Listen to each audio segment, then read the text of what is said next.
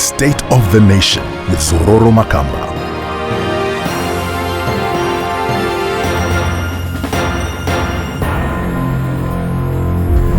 All of our major cities are facing serious water shortages. There's water rationing happening in Harare. It keeps getting worse. In Bulawayo, the council has had to cut water for periods of up to 72 hours. It's the same story in Masvingo, in Gweru and in Mutare. In the rural areas, people are forced to travel for long distances to fetch water. What is the problem and how can we solve it? Let's take a deeper look on this week's State of the Nation. Harare is our capital city. It's our face to the rest of the world. You want your capital city to work efficiently. You want it to look good. But Harare is far from that. On the 23rd of September 2019, the city of Harare made a big announcement that they were shutting down the Morton Jaffrey waterworks. They said that they had run out of chemicals they used to treat water. The Minister of Finance had to step in. He gave out 72 million to 16 councils across the country. But a bigger problem remains. We have the Morton Jaffrey waterworks in Harare. This is where Harare's water is treated. You know when it was built? Over 60 years ago. It was built for about 300,000 people. Today's Harare's population has grown to at least 4 million.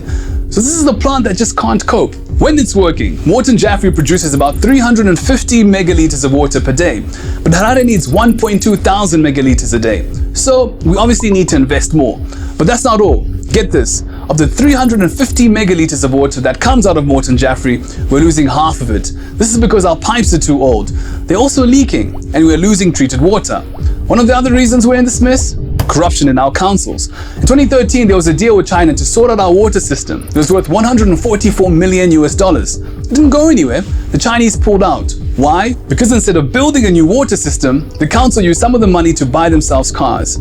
Range Rovers. Well, the corruption just doesn't stop there. The last report from the Auditor General said that most councils had no audited accounts. In Harare, the council went for over 7 months without a billing system. That's right. From March to September, the city of Harare didn't even know how much money it was collecting from residents. Many residents just stopped paying. Residents too have also begun to dig boreholes and wells. Now, this shouldn't happen in a modern city. Harare needs about $3 million every month to buy chemicals. Harare uses a lot of chemicals because the city water is so dirty. In other towns, they use 2 or 3. But in Harare, they use up to 7. Why?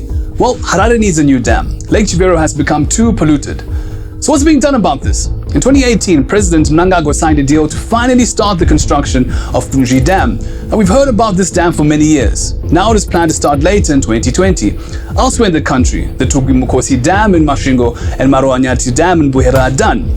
The government has come up with a new master plan for water supply to urban areas. They've put up guarantees for several Chinese firms that will work on the whole system. Even that Chinese deal for Morton Jaffrey is back on the table. Now, together with the company from the Netherlands, Harare is now ready to draw water from the Manyame Dam. This will be the first time in 5 years. We went far too many years without investing in our water infrastructure. It's good to see our institutions like the Infrastructure Development Bank of Zimbabwe now getting more involved in public works. We need more investment. We need more accountable councils. Section 77 of Zimbabwe's constitution states this: every person has a right to safe, clean, and potable water. We deserve clean water, not just because we pay rates and taxes, but because it's our right as citizens. Africa. To many people in the West, what does this mean?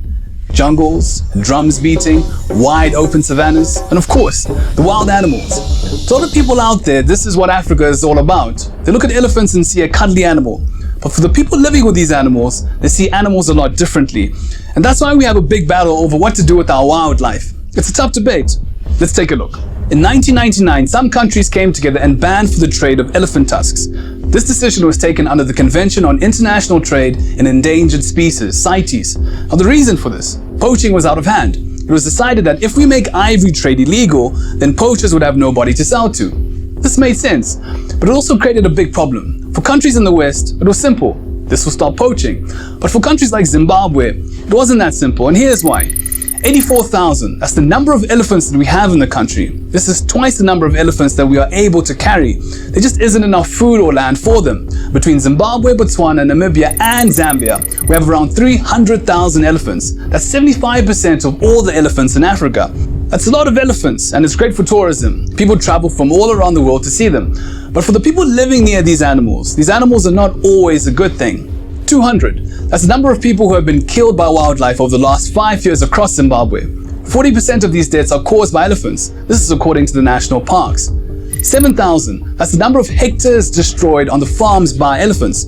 Now, to protect both the animals and humans, Zimbabweans and other countries in the region have to secure game reserves. This costs money, and when the elephants die, we have to stockpile all their tusks. We can't sell these easily as there are restrictions under CITES. Taking care of all these tusks also costs money. Zimbabwe has over 40 tons of ivory just piled up. It is worth over 100 million US dollars, but it costs 13 million US dollars every single year just to take care of these elephant tusks. Our conservation efforts are crying for funding. The only way to sustainably raise funds is to use ivory to protect that wildlife. For example, every year we allow a small group of hunters to come into the country.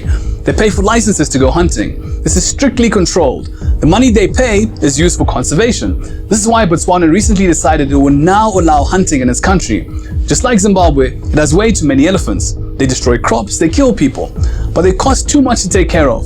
With controlled hunting, countries like Botswana and Zimbabwe can raise the money they need for conservation. But this is about to get really hard. In the United States, they are planning a new law which will ban Americans from hunting. They call it the Cecil Act. It's named after Cecil the lion. Remember the lion that was shot by an American hunter in 2015? So we are caught in the middle. On one side, we have the West. When they look at Africa, they see one big zoo. They don't care about the destruction. It doesn't matter if the crops are destroyed or if locals are killed. And on the other hand, the government in this part of the world says that we must benefit from our own resources, that we must use our wildlife to fund our conservation. This is the reality. Africa is not some zoo.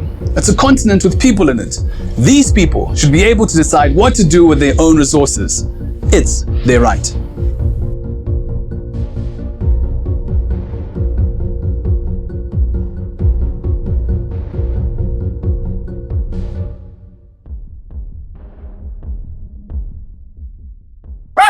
Wow.